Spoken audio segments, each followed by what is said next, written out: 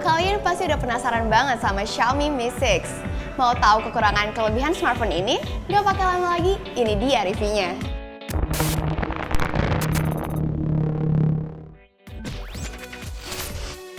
Awalnya, kami mengira Mi 6 bakal mengusung desain bezel-less, tapi nyatanya tidak.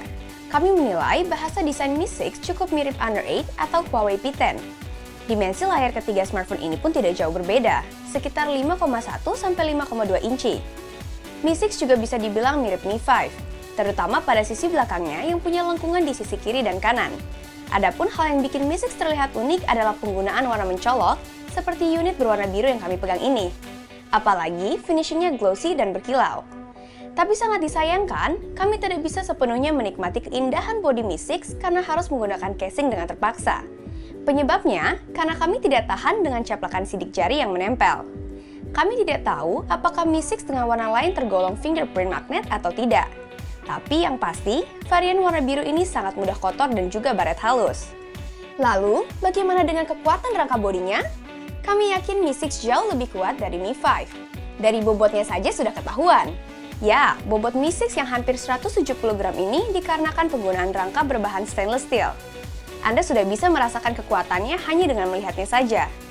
Meski kokoh, desain bodi Mi 6 bukan tanpa kekurangan.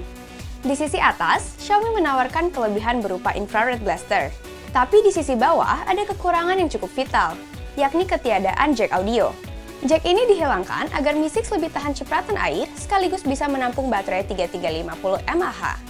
Beralih ke sisi depan, Mi 6 memiliki jidat dan dagu yang lumayan tebal. Di jidatnya terdapat kamera 8 megapiksel dan LED notifikasi. Sedangkan di dagunya terdapat tombol home yang berfungsi sebagai sensor sidik jari. Anda bisa langsung menyentuhnya untuk membuka lock screen. Tidak banyak hal baru yang ditawarkan dari sisi UI. Karenanya, kami akan membahas sektor ini dengan sangat singkat. Anda para pembeli Mi 6 bakal langsung bisa mencicipi MIUI versi 8 dengan basis Android 7.1.1. Karena unit yang kami ulas adalah versi Cina, maka tidak heran jika banyak bloatware yang sudah terinstall. Tapi kita bisa menghapus seluruh bloatware ini secara manual satu persatu. Dalam kondisi idle, MIUI 8 pada Mi 6 ternyata cukup rakus source memory. Kami mencatat rata-rata RAM yang dikonsumsi saat idle sekitar 2,5 GB. Seperti biasa, smartphone seri Mi selalu dibekali hardware tertinggi. Dan Mi 6 bisa dibilang adalah smartphone Cina pertama yang sudah menggunakan CPU Snapdragon 835 dan RAM 6 GB.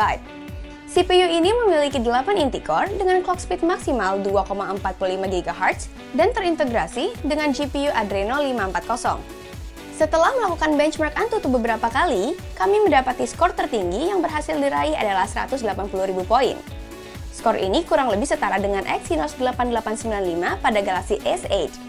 Ya, Snapdragon 835 adalah CPU terkencang saat ini. Tapi, performa real world-nya ternyata tidak begitu terasa dibanding Snapdragon 821. Beberapa game berat yang kami mainkan, seperti Bully misalnya, terasa 11-12 jika dibandingkan OnePlus 3T yang menggunakan Snapdragon 821.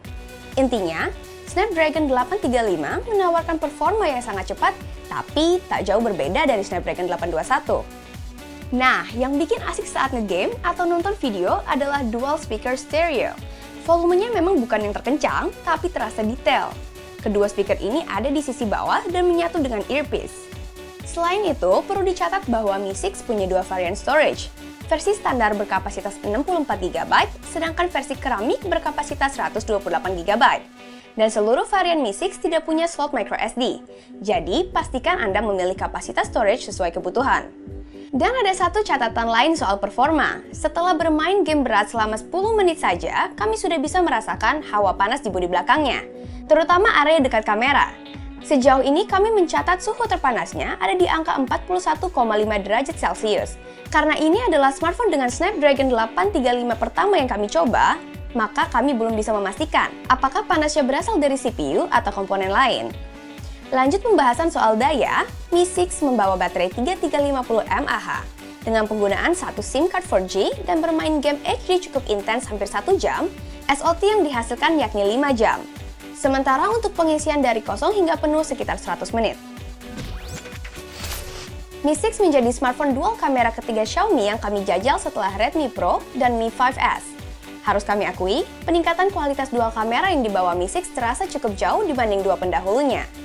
Konfigurasi dual kamera 12 megapiksel pada Mi 6 sama persis seperti iPhone 7 Plus.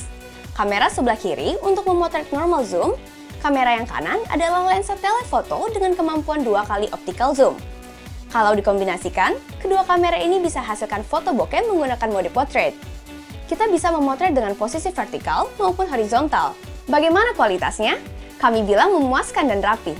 Perlu diketahui, untuk memotret dengan mode portrait, kita harus memberi jarak 1-2 meter dengan objek yang akan difoto.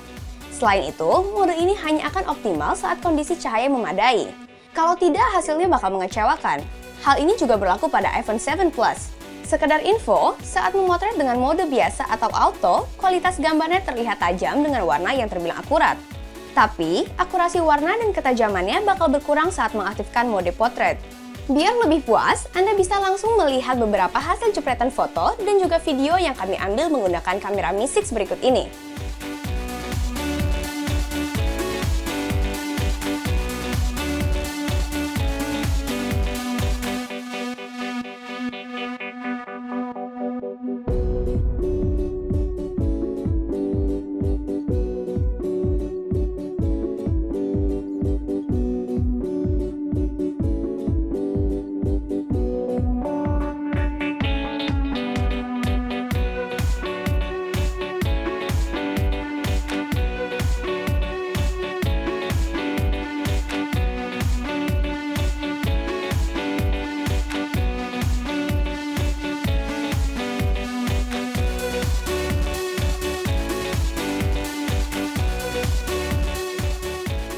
Hampir bisa dipastikan kalau Mi 6 adalah smartphone flagship dengan Snapdragon 835 paling terjangkau saat ini.